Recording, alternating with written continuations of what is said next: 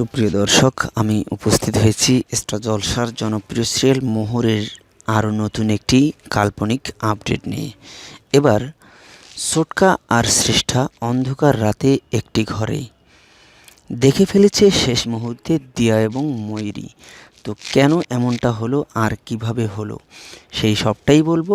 তার আগে অনুরোধ করছি, আপনারা যদি আমাদের চ্যানেলে নতুন হয়ে থাকেন তাহলে প্লিজ এখনই আমাদের চ্যানেলটিকে সাবস্ক্রাইব করুন আর পাশে রাখা বেল আইকনটিতে একটি ক্লিক করে রাখুন, যাতে করে আমাদের দেওয়া আপডেটগুলো সবার আগে আপনার কাছে পৌঁছাতে পারে।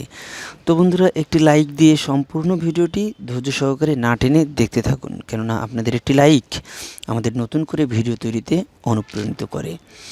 তো বন্ধুরা, আমরা জানি শ্রেষ্ঠা এবং ছোটকা দুজনেই আঠার মতো লেপ্টে থাকে একসাথে। তারা যেখানেই যাবে একসঙ্গেই যাবে। যদি প্রথমবার কেউ কখনো দেখে তাদের দুজনকে একসঙ্গে, তাহলে নিঘাত তারা মনে করবে তারা দুজনেই হয়তো গার্লফ্রেন্ড বয়ফ্রেন্ড কিংবা স্বামী স্ত্রী। এছাড়া আর কোনো বিকল্প থাকবে না, অন্য কোনো চিন্তা কারো মাথাতেই আসবে না। কারণ একটাই, তাদের চলাফেরা, চাল চলন, কথাবার্তা সব কিছু মিলেই এমনটাই মনে হবে। তাই আজকের এই পুরো আয়োজনটি ছোটকা এবং শ্রেষ্ঠাকে নিয়েই। যদিও এটি কাল্পনিক, অনেক মজাদার, তবে কেউ গালিগালাজ করবেন না প্লিজ। আমরা জানি ছোটকা আর শ্রেষ্ঠা একসঙ্গেই থাকে। তো এমন একদিন হয়তো আমরা দেখব কাজ করতে করতে অনেক গভীর রাত হয়ে গেছে, আর সেখানে শ্রেষ্ঠা আর ছোটকা, ধরুন রায় পরিবারই হয়তো কোনো দিন আমরা দেখব যে কাজ করতে করতে, কলেজ নিয়ে কাজ করতে করতে গভীর রাত, শঙ্খ নেই এখানে, মোহরও এখানে নেই, রায় পরিবারে শুধু কয়েকজন মানুষ।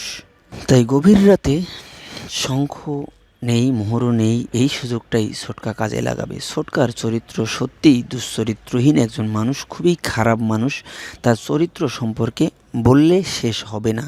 যে একজন ছাত্রীর সঙ্গে এমনটা করতে পারে, সে শ্রেষ্ঠার সঙ্গে করতে পারবেন না এমনটা কিন্তু নয়। তাই গভীর রাত, ছোটকা ঘুরে শুয়ে রয়েছে, শ্রেষ্ঠা কাজ করছে। কাজ করতে করতে অনেক রাত, সে একাই কুলাতে আর পারছে না। এবার সাহায্য নিতে হবে ছোটকার। তাই শ্রেষ্ঠা ছোটকার রুমে প্রবেশ করে। ছোটকা, ছোটকা কোথায় তুমি?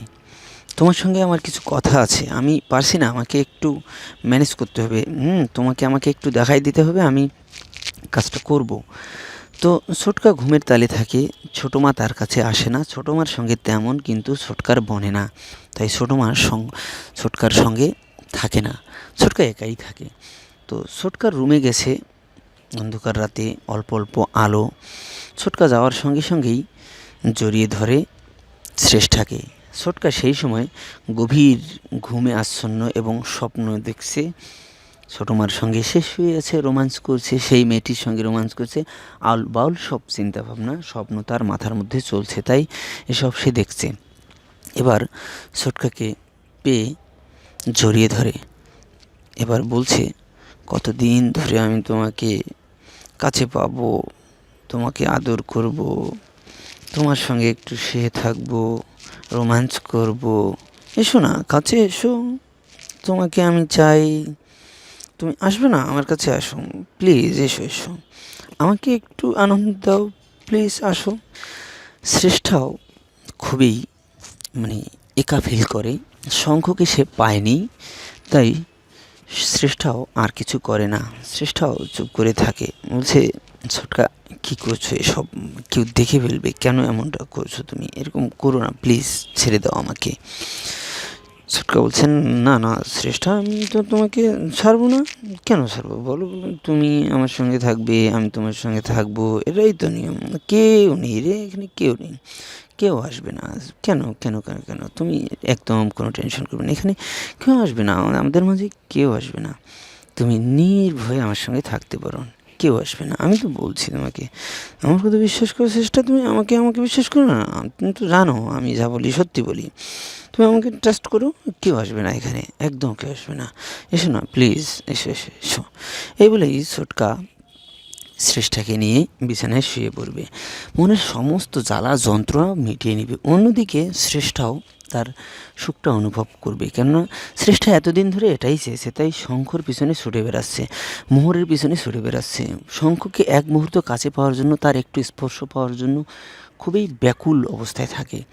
তাই সমস্ত জ্বালা যন্ত্রণা এবার দুজন দুজনের মিটিয়ে নিল। অন্যদিকে ছোটো মা না থাকায় ছোটকার জ্বালা যন্ত্রণা শ্রেষ্ঠার মাধ্যমে মিটিয়ে নিল, শ্রেষ্ঠা শঙ্খকে না পাওয়ায় ছোটকার মাধ্যমে মিটিয়ে নিল, ব্যাস হয়ে গেল। এটাই তো কথা, না কি বলেন প্রিয় দর্শক আপনারা? আমি আপনাদের মূল্যবান কমেন্ট জানতে চাই, এমনটা হলে কেমন হয়? তবে আমরা কিন্তু এমনটাই চাই যে ছোটকা আর শ্রেষ্ঠার বিয়ে দেওয়া হোক, কেননা যেহেতু তার সঙ্গে এতই মিল, আমরা দেখেছি সব জায়গায় তারা খুব যুগল, মনে হচ্ছে শ্রেষ্ঠ জুটি, স্বামী আর স্ত্রী কিংবা বয়ফ্রেন্ড গার্লফ্রেন্ড, এমনটাই কিন্তু। সো আমরা এটাই দেখতে চাই, লেখিকার কাছে আমাদের এটাই অনুরোধ, যেন এমনটাই আমাদেরকে দেখানো হয়।